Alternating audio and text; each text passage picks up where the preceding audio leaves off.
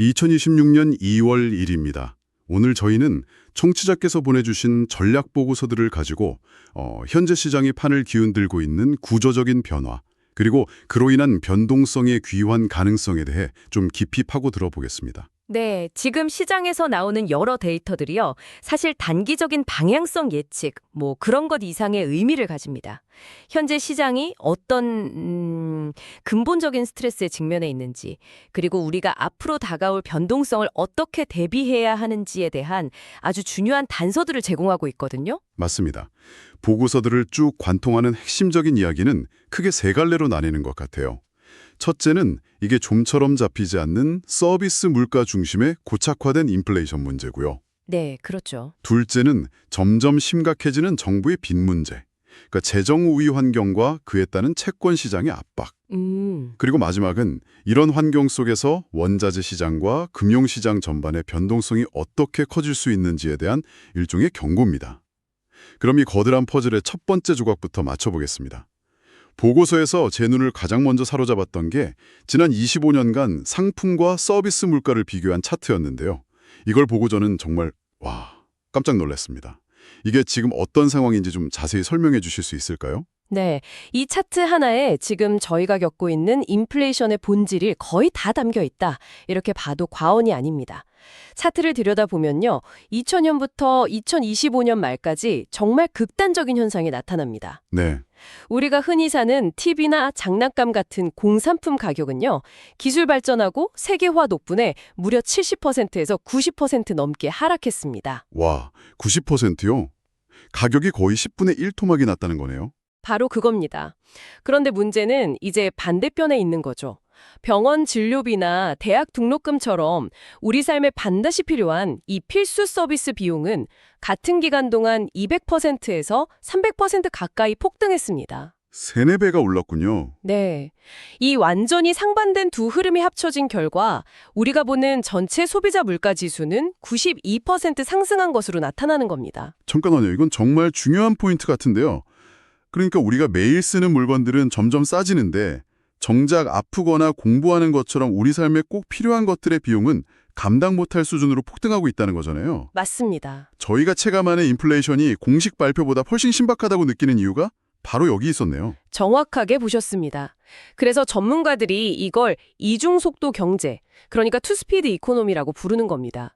이게 일시적인 공급망 문제 같은 단기 현상이 아니고요. 지난 수십 년간 구조적인 문제라는 거죠.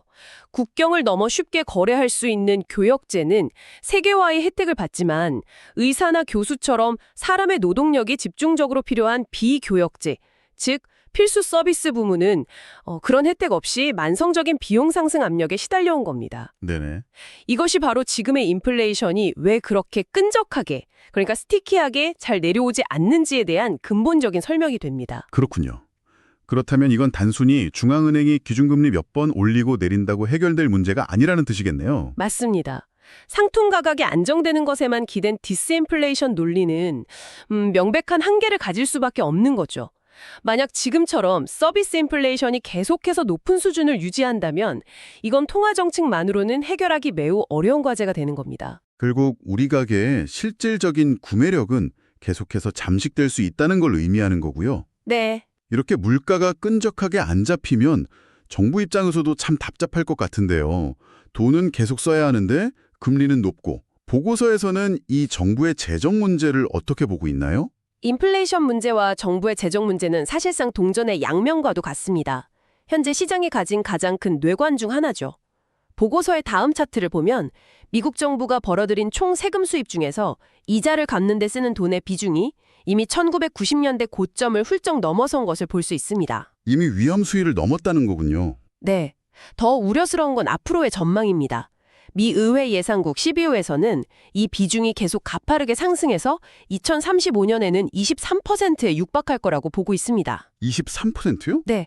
정부가 세금으로 100만 원을 거두면 그중 23만 원은 새로운 투자가 아니라 오로지 과거에 진 빚의 이자를 갚는 데 써야 한다는 뜻입니다. 정부가 버는 돈의 거의 4분의 1을 비이자로만 내야 한다니 상상만 해도 끔찍한데요? 이게 심화되면 나타나는 그 구축 효과, 크라우딩 아웃이라는 게 구체적으로 어떤 의미인가요? 우리 같은 일반 투자자에게는 어떻게 다가오는 문제죠? 아주 좋은 질문입니다. 구축 효과라는 말을 쉽게 풀면 정부가 빚을 내기 위해 시장에 있는 돈을 거대한 진공청소기처럼 다 빨아들이니까 정작 혁신적인 기술에 투자해야 할 민간 기업들이 쓸 돈이 마르는 현상을 말합니다. 아, 국가 전체의 성장 동력이 약해지는 거죠.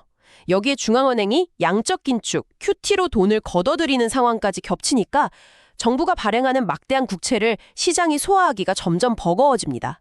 국채를 사줄 사람이 줄어드니까 국채 가격은 떨어지고 반대로 국채 금리는 오르는 압력이 커지겠군요. 바로 그겁니다. 그러면서 투자자들이 장기 국채에 대해 정부가 너무 오랫동안 돈을 빌리니까 나중에 떼일지도 모른다는 일종의 위험값을 더 얹어달라고 요구하기 시작하는데요. 이걸 이제 텀 프리미엄이 붙는다고 표현합니다. 네, 결국 전통적인 안전자산이라는 미국 국채마저도 이제는 마냥 믿을 수만은 없게 될 수 있다. 이런 아주 강력한 경고 신호로 봐야 합니다. 물가는 안 잡히고 정부는 빚에 허덕이고 이 두 가지가 합쳐지면 자연스럽게 스태그플레이션이라는 최악의 시나리오가 떠오르는데요. 보고서에서 관련된 데이터가 있나요? 네, 보고서는 바로 그 점을 아주 날카롭게 지독하고 있습니다. 두 개의 차트를 함께 보면 정말 우려스러운 신호가 포착되는데요. 먼저 앞으로 2년간 물가가 얼마나 오를 것 같은지를 보여주는 기대 인플레이션은 2.7% 수준으로 다시 고개를 들고 있습니다. 사람들이 물가 이거 쉽게 안 잡히겠는데? 라고 생각하기 시작했다는 거죠. 그런데 동시에 다른 차트를 보면 소비자들의 경제에 대한 자신감을 나타내는 소비자 신뢰 지수는 12년 만에 최저치로 곤두박질 쳤어요. 와, 이건 정말 불안한 조합이네요. 그렇죠. 소비자들은 앞으로 물가가 더 오를 것 같아서 걱정인데 경기는 망가질 것 같아서 지갑은 닫고 있다는 거잖아요. 맞습니다. 이것이 바로 스태그플레이션의 전형적인 전조증상입니다. 소비 심리가 얼어붙는 거죠. 여기에 기름을 부은 것이 최근에 발표된 작년 12월 근원 생산자 물가 지수 코어 PPI입니다. 네. 시장 예상보다 훨씬 높은 3.3%를 기록하면서 시장에 충격을 줬습니다. 이 생산자 물가는 기업들이 물건을 만들 때 드는 비용을 나타내기 때문에 소비자 물가의 선행지표 성격을 갖거든요. 그렇다면 이 데이터는 시장에 팽배해 있던 연착륙, 그러니까 소프트 랜딩 기대감에 찬물을 제대로 끼얹는 셈이군요. 그렇습니다. 생산자 물가가 올랐다는 건 기업들의 이익 마진이 원자재 같은 투입 비용 압박 때문에 줄어들 가능성이 크다는 걸 의미합니다. 기업 실적이 나빠질 수 있다는 거죠. 결국 중앙은행은 경기를 살리자니 물가가 걱정되고 물가를 잡자니 경기가 망가질까 두려운 아주 고통스러운 정책적 딜레마에 빠지게 됩니다. 만약 이 생산자 물가 상승 압력이 시차를 두고 소비자 물가로 옮겨붙고 위축된 소비 심리가 살아나지 않는다면 시장은 본격적으로 스태그플레이션 환경에 대한 대비를 시작해야 할 겁니다. 이런 거시경제의 불안 신호들을 자산 시장은 어떻게 소화하고 있을지 궁금한데요. 보고서에서 특히 원자재 시장의 움직임이 아주 극단적이라고 지적했던데 어떤 내용인가요? 네, 여기서부터는 정말 흥미로운 현상들이 나타납니다. 보고서는 완전히 상반된 두 가지 현상이 원자재 시장에서 동시에 벌어지고 있다고 지적하는데요. 먼저 실버 가격 차트를 보시죠. 1월 30일에 네. 펀더멘털과 무관하게 투기적인 수요가 몰리면서 포물선을 그리며 가격이 폭등했다가 단 하루 만에 30%가 폭락하는 플래시 크래시가 발생했습니다. 하루 만에 30% 폭락이라니 정말 살벌하네요. 그렇죠. 그런데 바로 그와 동시에 블룸버그 원자재 현물지수 비컴 스팟 인덱스는 수년간의 지루한 박스권을 뚫고 2022년 고점을 돌파하는 아주 강력한 기술적 브레이크아웃을 기록했습니다. 정말 이상하네요. 한쪽에서는 투매가 나오면서 시장이 붕괴하고 다른 한쪽에서는 강세장의 시작을 알리는 신호가 나온다니 완전히 정반대 현상이잖아요. 이걸 어떻게 받아들여야 하죠? 이 두 가지 현상은 서로 다른 이야기를 하고 있지만 합쳐보면 현재 시장의 본질을 보여집니다. 먼저 은의 가격 폭락은요. 과도한 레버리지, 즉 빚을 내서 투자한 포지션이 갑작스러운 유동성 고갈과 만나면 어떤 일이 벌어지는지를 보여주는 교과서적인 사례입니다. 마진콜이 터진 거군요. 네, 소위 마진콜 캐스케이드가 터진 거죠. 이건 마치 탄광 속의 카나리아처럼 시장 전체에 잠재된 유동성 리스크가 얼마나 취약한지를 보여주는 경고 신호로 해석해야 합니다. 그렇군요. 그럼 원자재 지수 전체의 상승은 어떻게 봐야 하나요? 반면에 특정 원자재가 아니라 에너지, 금속, 곡물 등을 총망라하는 광범위한 원자재 지수 전체가 상승 돌파했다는 것은 일시적인 투기가 아니라 구조적인 공급 부족과 인플레이션 해지 수요가 맞물리면서 거대한 원자재 슈퍼사이클이 시작되고 있을 가능성을 시사하는 겁니다. 아, 그렇군요. 그러니까 투자자 입장에서는 은 가격 폭락을 보면서 시장에 돈이 마르면 이렇게 한순간에 무너질 수 있구나 하는 유동성 리스크를 항상 경계해야 하고요. 맞습니다. 동시에 원자재 지수 전체의 상승을 보면서는 이제 돈이 주식이나 채권 같은 금융자산에서 실물자산으로 옮겨가는 큰 흐름, 즉 그레이트 로테이션이 시작될 수도 있겠구나 하는 가능성을 열어둬야 한다는 거군요. 정확한 정리입니다. 두 가지 신호 모두 놓쳐서는 안 될 아주 중요한 시사점을 담고 있습니다. 변동성이 이렇게 커지면 다들 안전자산을 찾게 되잖아요.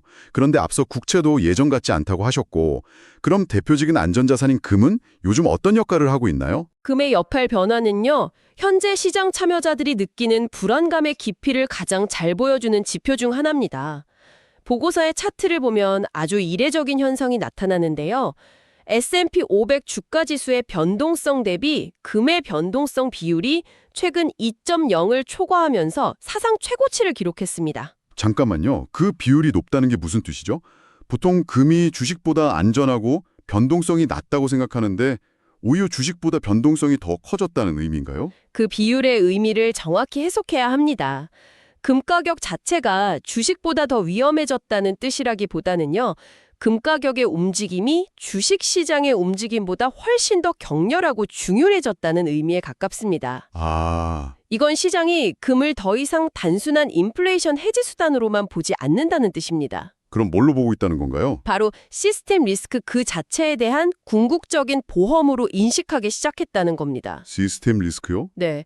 앞서 논의했던 정부의 재정 문제, 즉 국가부채 위기 리스크 때문에 전통적인 안전자산인 미 국채의 위상이 흔들리는 동안 그 빈자리를 금이 채우고 있는 거죠.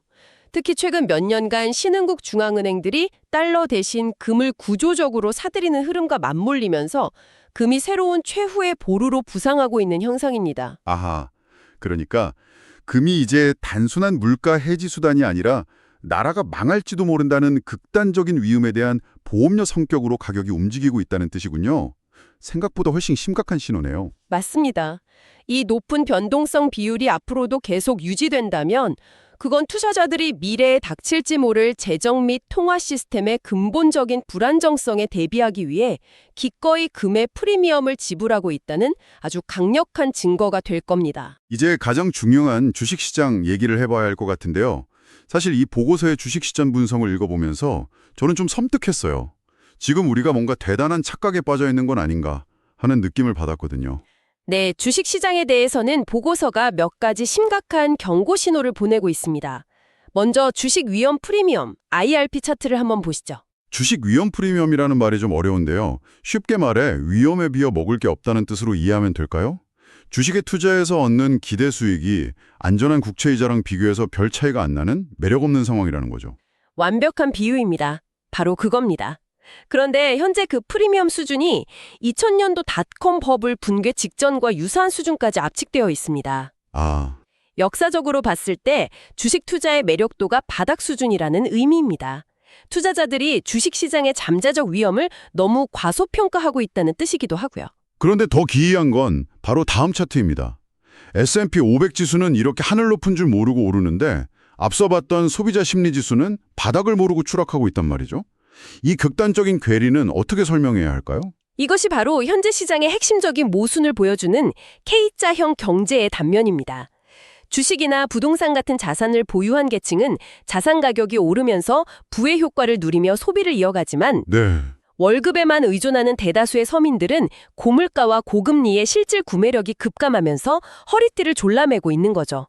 완전히 다른 두 개의 경제가 한 나라에 공존하고 있는 겁니다. 현재 주식시장의 가치평가는 후자, 즉 대다수 서민들의 고통을 전혀 반영하지 않은 채 전자인 자산가들의 낙관론에만 기대어 있다는 말씀이시군요. 그렇습니다.